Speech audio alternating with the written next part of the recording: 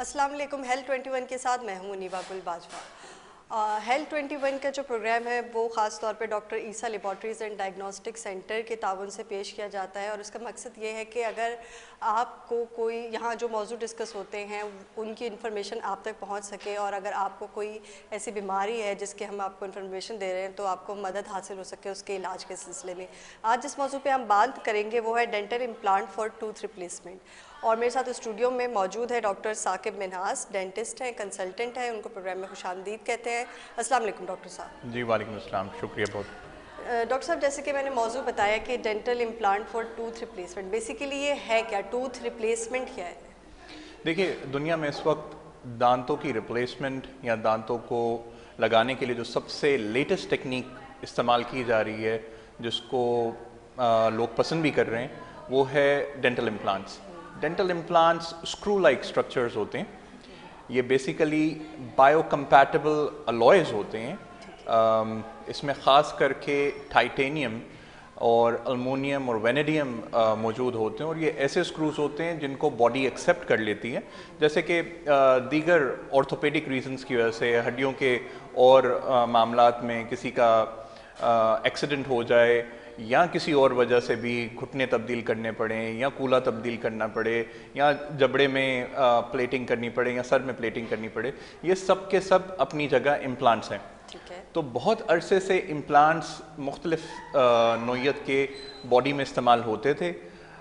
इस पे बहुत सारी रिसर्च होने लगी, बहुत डाटा कलेक्ट किया गया, और इवेंचुअली ऑर्थोपेडिक्स वालों ने ही डेंटल इम्प्लांट्स के ऊपर काम करना शुरू किया, और इवेंचुअली 1950s से इसके ऊपर बहुत काम हुआ, और पिछले 25-30 सालों में इसने डेंटिस्ट्री को रेवोल्यूशनाइज कर दिया।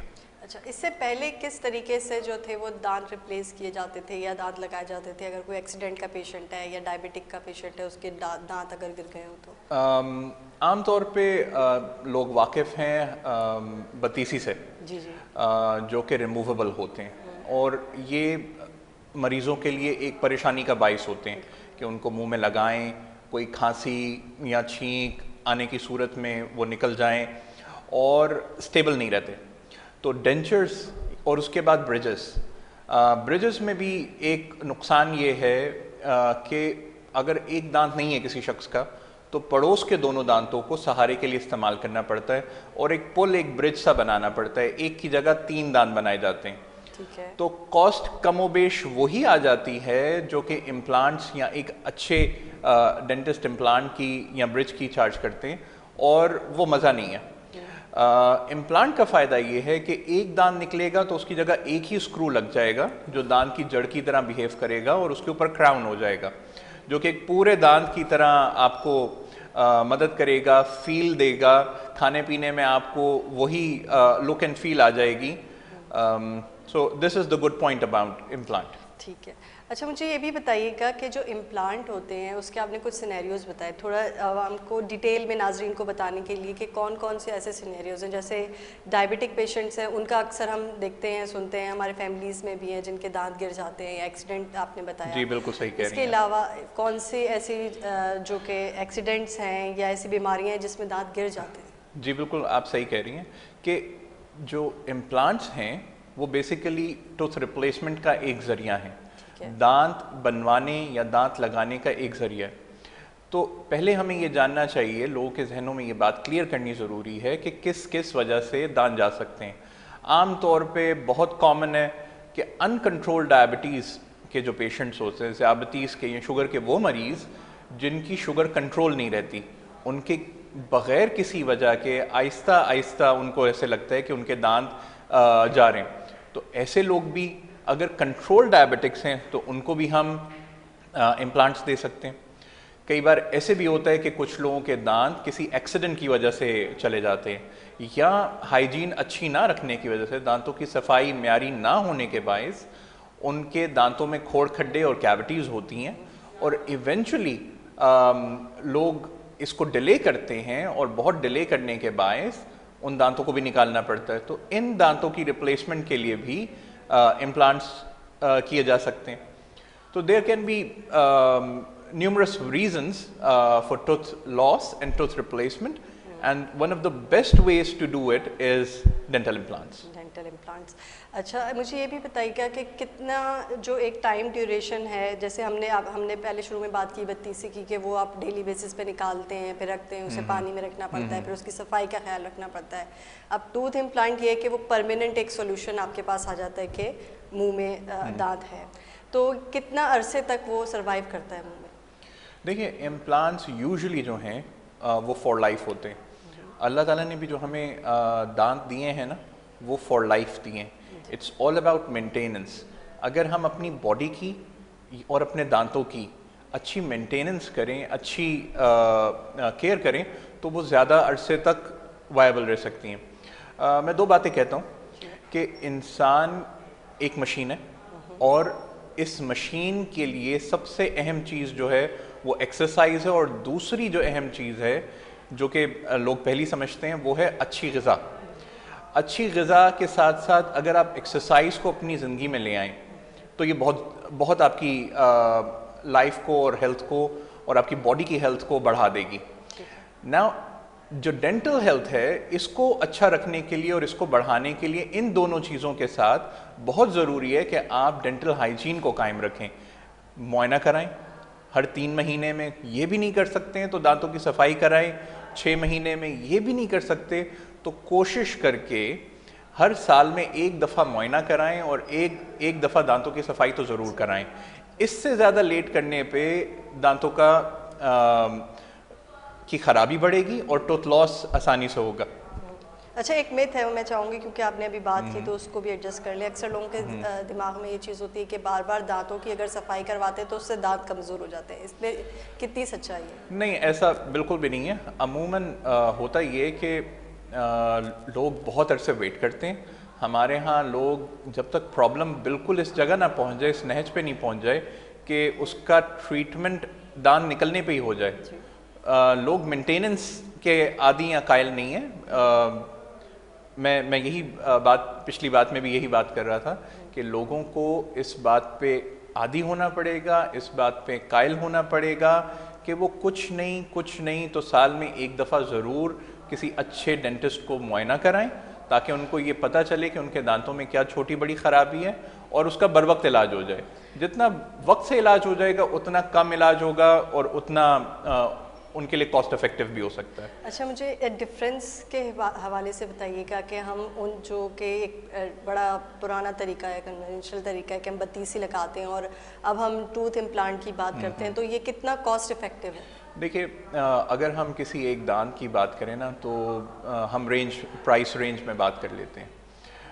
अगर एक डेंचर बनाया जाए और एक दांत के लिए बनाया जाए तो कम से कम मार्केट में मैं अपने चार्जेस कोट नहीं करता, लेकिन मार्केट में 4-5 हज़ार में कोई 10,000 में भी करता होगा, कोई 15,000 में भी करता होगा, लेकिन कम से कम एक म्यारी काम 4-5 हज़ार में एक डेंचर बन जाता है एक दांत का। अगर हम ब्रिज की बात करते हैं तो 15-20 हज़ार की उसकी कॉस्ट आती है और कुछ जगहों पे वो इससे ज़्यादा भी होगी। और अगर हम इम्प्लांट की बात करते हैं तो मार्केट में इस वक्त कम से कम इम्प्लांट की कॉस्ट 60-70 हज़ार रुपये होगी। लेकिन इन सब की कंफर्ट और इन सब की अफादियत अपनी अपनी जगह फ़र्क है।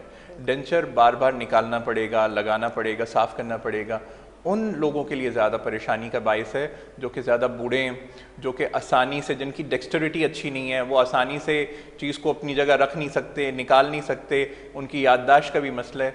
तो ऐसे पेशेंट्स में इम्प्लांट या ब्रिज ज़्यादा अच्छा ऑप्शन है, डेंचर्स एक मुश्किल ऑप्शन है। अच्छा, इम्प्लांट्स करवाने के बाद जो है वो आप फिर पेशेंट्स को क्या सलाह देते हैं कि किस तरीके से इन्होंने अपने दांतों को मेंटेन करना है? हर किसी को एक ही सलाह है, अच्छी ब्रशिंग सुबह नाश्ते के बाद, रात को सोने से पहले, कुछ भी खाएं पिएं उसके बाद कुल्ली करें। जिनके मसनूई दांत भी लगे हुए हैं या दांतों में खलाएँ हैं और खाना फंसता है, उनको फ्लॉसिंग करनी चाहिए और इस बात का मामूल रखना चाहिए कि नीम गर्म पानी में नमक डाल के आम तौर पे कुल्ली करें, अनलेस उनको कोई ब्लड प्रेशर का इशू है और ब्लड प्रेशर बढ़ने का इम्कान है। मार्केट में अच्छे म्यारी हाइजीन को मेंटेन करने वाले माउथ वॉशेस और टूथपेस्ट भी हैं, उनको अपने मॉलिज से या अपने डेंटिस्ट के मशवरे से ऑन एंड ऑफ भी इस्तेमाल किया जा सकता है। ये चीज़ें and the most important thing कि उसको मुआयना कराते रहें। अगर आपने कोई भी ट्रीटमेंट करा लिया है तो साल हर साल जाके एटलीस्ट वंस अ ईयर अपने डेंटिस्ट के पास या किसी भी अच्छे डेंटिस्ट के पास जाके उसका मुआयना कराएं, ताकि आपको ये रहनुमाई हो सके कि वो कितना वायबल है और बड़ी ख़राबी होने से पहले उसको मैनेज कर लिया जाए। अच्छा, जो डेंटल पेशेंट्स आपके पास आते हैं जिनके दांत बहुत ज़्यादा किसी भी वजह से गिर जाएं, एक्सीडेंट की वजह से या डायबिटिक की वजह से, तमाम दांत क्या एक साथ रिप्लेस हो सकते हैं? ये ऑप्शन है रिप्लेसमेंट? जी जी जी बिल्कुल। जैसे आप पहले भी पूछ रही थी कि इम्प्लांट करने में यूजुअली कितना अरसा लगता है। सम ऑफ द टाइम्स अगर हमने एक दांत निकाला है तो हमारे लिए ये पॉसिबिलिटी होती है कंसिडरिंग कि बोन की क्वालिटी और पेशेंट की सिलेक्शन को देखते हुए कि हम जिस वक्त दांत निकालें उसी वक्त इम्प्लांट कर दें, तो ये इम्प्लांट का ड्यूरेशन, हीलिंग ड्यूरेशन भी कम कर देता है। सम ऑफ द टाइम्स ऐसा पॉसिबल भी होता है कि हम 72 आवर्स के अंदर पेशेंट को क्राउन कर दें, लेकिन आम तौर पे 3 महीने का वक्त लगता है कि हम हीलिंग को वेट करें। और कई बार ऐसा भी होता है कि हमें पहले दांत निकाल के वेट करना पड़ता है, 2-3 महीने बाद इम्प्लांट करना पड़ता है, फिर पेशेंट की हीलिंग के हिसाब से हमें 2-4 महीने वेट करना पड़ता है। तो it may take a week or 3 days and it may take 3 months or 6 months। और ये भी मुमकिन होता है कि हम सारे के सारे अगर दांत पेशेंट के ख़राब हैं, निकल चुके हैं या हिल रहे हैं, तो हम निकाल के सेम टाइम इम्प्लांट्स कर दें और हम कुछ अरसे के बाद उसको ब्रिज उसके ऊपर कर दें। अच्छा, एक और जो कॉमन एक कॉन्सेप्ट है कि जब दांतों में कीड़ा लग जाता है, जो इसे हम कैविटी कहते हैं और कॉमन ज़बान में कहते हैं कि कीड़ा लग गया और येलो हो गए या सुराख हो गया और वो अंदर से हॉलो हो गए, तो आप क्या सजेस्ट करेंगे कि कितने जल्दी उसको जो है टूथ इम्प्लांट करवाना चाहिए पेशेंट को? दांत निकलने की सूरत में नहीं, जब कैविटी हो जाए और दांत वीक हो जाए बहुत ज़्यादा। ओके, देखिए ये बहुत एक आपका है तो छोटा सवाल, लेकिन इसका आंसर बहुत ब्रॉड है। तो हम इसको ऐसे समझ लेते हैं कि अगर दांत हमें निकालना पड़ जाता है तो this should be decided as quickly as possible, क्योंकि अगर दांत बर वक्त रिप्लेस नहीं किया जाता तो पड़ोस वाला दांत उसकी जगह लेने की कोशिश करता है और ऊपर वाला दांत भी लटक के नीचे आता है। तो हम ये जो पड़ोस वाला दांत उसकी जगह लेता है, इसको हम मीजियल ड्रिफ्टिंग कहते हैं यूजुअली, और जो ऊपर वाला दांत नीचे लटकता है इसको हम ओवर इरप्शन कहते हैं। तो इस चीज़ को देखना चाहिए। The sooner the better.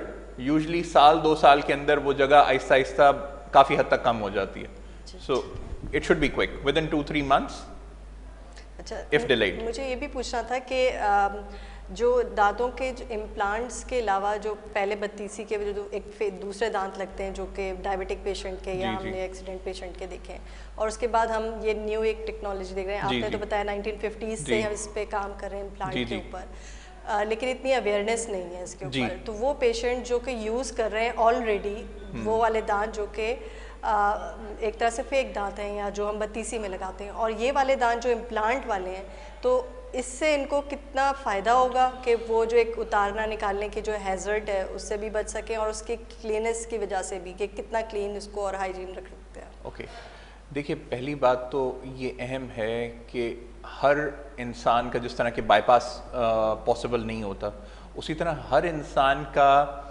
Implant करना पॉसिबल नहीं होता। इसमें कई बार कुछ लिमिटेशंस होती हैं, जैसे अनकंट्रोल्ड डायबिटीज़। एक पेशेंट जिसका HbA1c कंट्रोल्ड है, शुगर की वैल्यू कंट्रोल्ड है, उसको हम इम्प्लांट दे सकते हैं, जिसका 6, 6.5, 7, 7.5 भी है।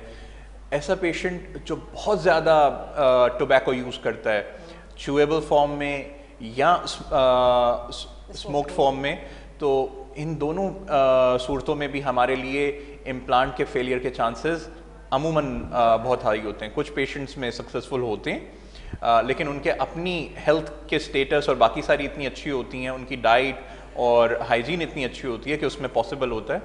So it's multifactorial. जो अनकंट्रोल्ड डायबिटिक्स हैं या जिनके ट्रांसप्लांट्स हुए हुए, लिवर या किडनी ट्रांसप्लांट हुआ हुआ है, ऐसे पेशेंट्स को तो हम क्लासिकली इम्प्लांट्स नहीं दे सकते। लेकिन जहाँ कंट्रोल्ड डायबिटीज़ है, कंट्रोल्ड हाइपरटेंशन है और चीज़ें इन वेल मैनेज्ड हैं, वहाँ पे इम्प्लांट्स एक बहुत अच्छा मुतबादिल हैं डेंचर्स की जगह। ठीक है। अच्छा, मुझे ये बताइए कि पाकिस्तान के हवाले से, खुसूसन के पाकिस्तान के अंदर डेंटल प्रैक्टिस में कौन से जो इम्प्लांट हैं, डेंटल इम्प्लांट हैं, वो ज़्यादा इस्तेमाल हो रहे हैं इस वक्त? ऑब्वियसली पाकिस्तान एक थर्ड वर्ल्ड कंट्री है। इकोनॉमिक्स हमारे मुल्क की इतनी अच्छी नहीं है, और पिछले सालों में जो इन्फ्लेशन है उसने पॉकेट्स को बहुत अफेक्ट किया लोगों के।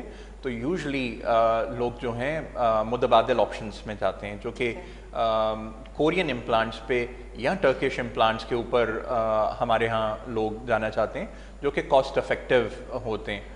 जो अदर यूरोपियन इम्प्लांट्स हैं या अमेरिकन इम्प्लांट्स हैं, वो कॉस्ट में काफ़ी हाई होते हैं, डबल और ट्रिपल द प्राइस होते हैं। तो यूजुअली वो एक्सपर्ट्स ही कराते हैं, या अगर कोई गलती से इंटरनेशनल पेशेंट आ जाए या ऐसे पाकिस्तानी जो बाहर रहते हैं और उनकी अफोर्डेबिलिटी वहाँ पे भी अच्छी हो और उनको वहाँ उसकी प्राइस कोट की हो और यहाँ पे वो कराएं, तो उनको एटलीस्ट 10 टाइम्स सस्ते यहाँ पे हो जाते हैं। तो ऐसे लोग अमेरिकन इम्प्लांट्स कराने के ऊपर ख्वाहिशमंद होते हैं। अच्छा, वो पेशेंट जिनके डेंटल इम्प्लांट ऑलरेडी कर दिया जाता है, उसके बाद जो है उन्हें किन चीज़ों से एहतियात करनी चाहिए? देखिए, it's all about patient selection, और अगर पेशेंट को आपने अच्छे से सेलेक्ट किया है और उसका अच्छे से इम्प्लांट कर दिया है, तो उसको खाने पीने में तो कोई एहतियात नहीं करनी होती। लेकिन ये बात बहुत अहम है समझनी कि पहले दांत अल्लाह ताला ने, जैसे मैंने बात की कि अल्लाह ताला ने जो दांत दिए हैं वो फॉर लाइफ दिए हैं। तो अगर दांत गया है तो इसलिए गया है क्योंकि आपने उसकी सही केयर नहीं की। तो डेंटल इम्प्लांट भी जो किया गया है वो 20, 25, 30 साल चलना चाहिए। अगर आपने उसकी अच्छी केयर नहीं की है, ये अलग बात है कि अगर वो इम्प्लांट ही सही नहीं किया गया था, हम इस बारे में बात नहीं करते। लेकिन अगर आपने भी उसकी अच्छी हाइजीन मेंटेनेंस नहीं की है, उसको बर वक्त फॉलो नहीं किया है, मुआयना नहीं कराया है, तो वो भी ख़राब हो सकता है, वो भी फेल हो सकता है। अच्छा डॉक्टर साहब, मैं एक और चीज़ पूछना चाहूँगी, क्योंकि ये बड़ा कॉमन हमने देखा है कि लोग छालियाँ खा रहे होते हैं, इसके अलावा गुटखा, मावा या मुख्तलिफ़ किस्म की और चीज़ें खा रहे होते हैं, जिसकी वजह से उनके दांत बहुत ज़्यादा ख़राब हो जाते हैं। कितने % चांसेस है कि ऐसे लोगों के दांत बहुत जल्दी गिर जाएँ? जी बिल्कुल ऐसे ही होता है। हम जो लोग टोबैको का इस्तेमाल करते हैं, ख़ास तौर पे बारीक या मोटी छालिया के अपने नुकसानात हैं। It can cause cancer in दम, सरतान का मर्ज़ हो सकता है, मुंह का, गले का, पेट का सरतान, जो कि chewable form of tobacco use करते हैं, और जो smoked form of tobacco use करते हैं उनको आसानी से फेफड़ों का कैंसर होने का या गले के कैंसर होने के इम्कानात और चांसेस ज़्यादा होते हैं। लेकिन ये बारीक ज़र्रात जो छालिया के हैं, ये खाने के साथ जाके फंस जाते हैं दांतों के दरमियान, और ये दांतों के मसूड़ों को ख़राब करते हैं, जो कि इंटर्न दांतों की सपोर्ट जो कि हड्डी है उसको ख़राब करते हैं, और दांत ढीले ढाले होके आहिस्ता आहिस्ता निकलने लगते हैं। मरीज़ को लगता है कि बग़ैर किसी वजह के दांत निकाला जा रहा है, लेकिन उसमें तकलीफ़ होती है। आम तौर पे कोई खोड़ नहीं होता। ऐसी बीमारी जो कि यूजुअली डायबिटिक पेशेंट्स में भी होती है, इसको कोई कंफ्यूज ना करे, लेकिन मर्ज़ इस तरह से सिमिलर होता है कि डायबिटिक पेशेंट्स में भी और इस किस्म के भी पेशेंट्स में आम तौर पे खोड़ या कैविटी नहीं होती दांत में, और दांत साबुत निकालने पड़ जाते हैं तकलीफ़ या हिलजुल के सबब। सर, आप तो कंसल्टेंट डेंटिस्ट हैं और डेली आपके पास इस तरह के मरीज़ आते होंगे जिन्होंने ख़ास तौर पे ये जिसका मैंने पहले जिक्र किया कि गुटखा और मावा खाते हैं और जिसके दांत बिल्कुल गल जाते हैं। तो ऐसे मरीज़ अगर अपना डेंटल इम्प्लांट करवा लें और उसके बाद वो मतलब आप तो यही नसीहत करेंगे छोड़ने की उनको, लेकिन ये कि कितना फ़ायदेमंद है कि वो डेंटल इम्प्लांट की तरफ चले जाएं रैदर दैन कि वो डेंटिस्ट के पास जाएं और बार बार सफाई करवाएं? यूजुअली देखिए, कोई भी अच्छा डेंटिस्ट ऐसे मरीज़ को डेंटल इम्प्लांट एडवाइस नहीं करता। कोई भी अच्छा डेंटिस्ट कोशिश ये करता है, ये राय देता है कि लोग पहले कोशिश करके तंबाकू किसी भी फॉर्म में वो ले रहे हों उसको छोड़ दें, और अगर वो लंबे अरसे तक 3-4 महीने तक उसको छोड़ने के बाद आते हैं और इस पे कायम रहते हैं, तो फिर इम्प्लांट करने का फ़ायदा होता है। इवन स्मोकर्स में फिर भी इम्प्लांट सक्सेसफुल हो जाता है और चल जाता है, लेकिन पान छालिया वाले पेशेंट में इम्प्लांट कामयाब बिल्कुल भी नहीं होते, वो फेल कर जाते हैं, और ये नहीं करने चाहिए और ना होने चाहिए। बहुत शुक्रिया डॉक्टर साकिब मिन्हास हमारे साथ Thank you. मौजूद थे, कंसल्टेंट डेंटिस्ट थे और बड़ी डिटेल में उन्होंने हमें समझाया कि जो टूथ इम्प्लांट है वो किस तरीके से होता है और कौन से पेशेंट्स के लिए ज़रूरी है और उसके लिए एहतियाती तदाबीर क्या करनी चाहिए। आप देख रहे थे कि हेल्थ 21 और मुनीबा गुल और हेल्थ 21 की टीम को इजाज़त दीजिएगा। अल्लाह हाफ़िज़।